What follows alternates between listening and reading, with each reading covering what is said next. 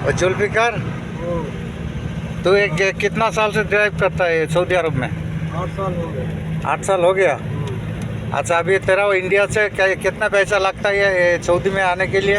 हमारे यहाँ से 1,20,000, 1,10,000, 1,10,000, 20,000 बस? 90,000 मिल जाता है।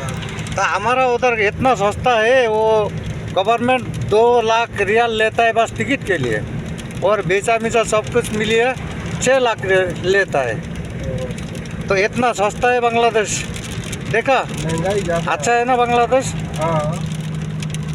अभी देख उसका पेट कितना खाली है। मैं जब आया, मैं 4 महीना पहले आया, अभी 4 महीना पहले में 60,000 रुपया था। हाँ। अभी 4 महीना बाद में अभी कितना मिला? 2 लाख, 1,90,000, 2 लाख रुपया अभी वो टिकट का कीमत है। ठीक है, अभी सोचो जो कितना कितना वो फर्क है तुम्हारा वो पैसा से।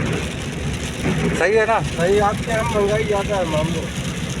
तो फिर क्या बोलूँ बांग्लादेश के लिए। और बांग्लादेश अभी इतना हुआ जो पता नहीं। अभी बारिश भी हो रहा है इधर, बारिश बहुत हो रहा है माशाल्लाह। অনেক বৃষ্টি হচ্ছে সৌদি আরবে।